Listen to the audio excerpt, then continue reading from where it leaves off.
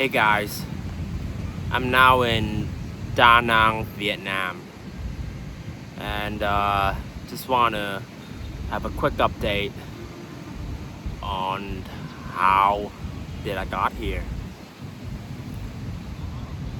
So 3 years ago, I got this uncle friend who has been visiting Da Nang for the last 10 years over 50 times, and he keep telling his friends that this is like a paradise. People are very friendly, life is affordable, and there's a beautiful beach. A lot of his friends didn't believe it.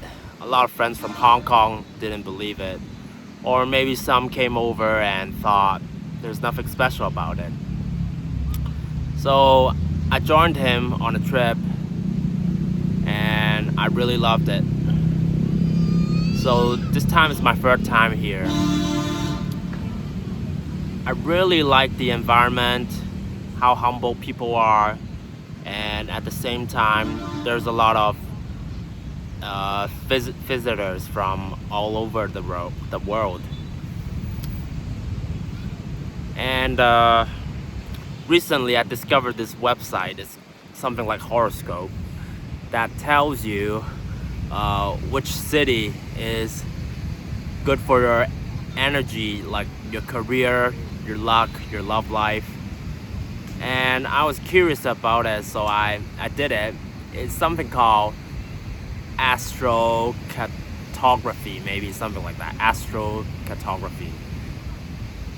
Basically, you just input your date of birth, time, birthplace, and it pops up a map with a lot of lines like red, green, blue. So I think the most intersections of the red lines is supposed to be bad for you. But the map is so big, I can't bother to like look into every line. So I just uploaded to Grok AI and I asked what's my top 10 best cities and top worst cities. And for my worst city, number one is Hong Kong, which is where I'm born from. And I also immigrated to Canada and studied in Australia. They were both in my worst 10 list, top 10 worst list. So basically, I've been spending most of my life in the top 10 worst list. And in my best cities, number one is Brazil, and it's somewhere I never thought about visiting because it's so far away. And then Da Nang is on the 8th of my top 10 best cities. So I think I'm not superstitious, but this website may give you some reference about where which city is best for you. So I do feel very different when I first visit Da Nang. It's just, I don't know, maybe it's the beach here, or the food, or the people. I just feel more at peace. And this time I wasn't sure if I should go to Da Nang. Like, I was still hesitating because I got some things to do, and I thought maybe later is better. And then the oil price went up so much, and the airline ticket was getting more expensive. And my friend told me I should go. My friend Caitlin told me if I felt much better there, I should go and visit again. So I think those are all signs from the universe or something. Then I joined my uncle friend again for the third time. But this time I stayed longer for 2 weeks The first week I was with my friend, uncle friend, and then the second week I was on my own. My uncle friend knew the place pretty well, but he just came to have a more relaxed lifestyle, having more vegan meals and doing more bike rides. And I joined him as well, and we also played pickleball for the first time. It's pretty fun, huh? Pretty fun. It's a mix of badminton, tennis, table tennis, huh? And it really motivates you to exercise. A great workout. And then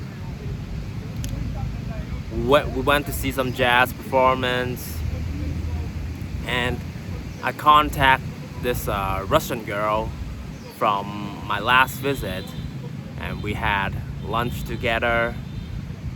Her name was Lada, and she told me there was a music festival going on, and I joined her as well. We took a Grab, like a taxi, for an hour to the countryside, and it's a very peaceful environment with a lot of mountains and rice fields. I didn't go to a lot of music festivals. This is like my second time, and my very first time in Vietnam. I felt people there were very calm, and a lot were very friendly to talk to as well. We had a pretty great time. There was a DJ and there was music jam, but later at night there were cops coming over and maybe some noise complaint. They thought the police would leave after a while, but they stayed, and people start leaving. And I also left with the Russian friends, and we went back to the city to the bars. I still think it's a nice experience for me. It's something I never tried, and meeting a group of Russian friends, they told me more about their lives and their views about life, and that was quite interesting as well. And then, while I was thinking I have to stay on my own for a week, I was ready to book a hotel or something. My uncle friend said his friend has an empty apartment, and because the tenant just left, so he asked me for a favor and let me stay there for a week, which was pretty nice. I went to, what else did I discover? I got my teeth cleaned for dental health. I went to the clinic to clean my teeth, and I also did a facial, like cleaning the skin on my face. That is very, very, very great value, I would say. It would cost me a lot of money to do that in Hong Kong. Maybe like 100 to 200 US dollars. But here is like 20 US dollars. And the dental clinic for the teeth cleaning was about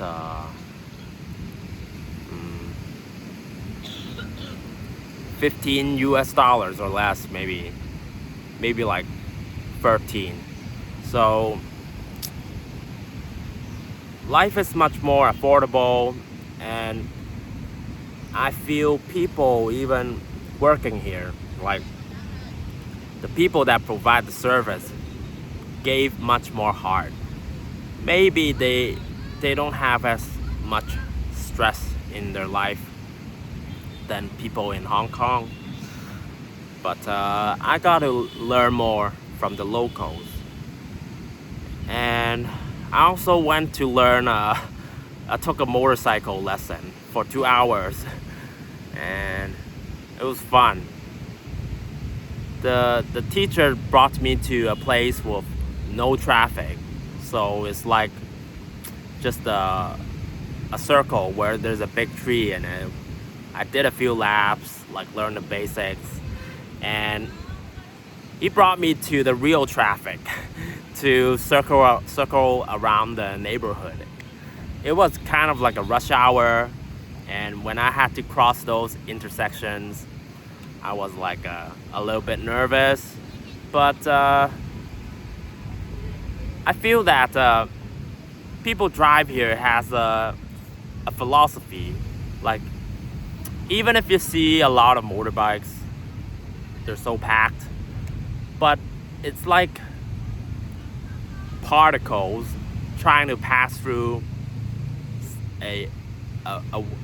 just pass by, but they never hit each other. And as long as you take it slow, or try to be at the side, don't block anybody's ways. Like, it seems pretty safe, and I didn't encounter any rude driving behaviors that much. Like, somebody would give you a beep, but I don't think it's a rude thing. Like, it's just telling you, like, be careful. And you gotta give people a beep when you cross the intersections to let them know somebody's crossing. Like, everybody be careful, something like that. And what else? What else did I do? Well, I had a lot of new experience because of this trip, and I think the lesson is that I have to explore more out of my comfort zone and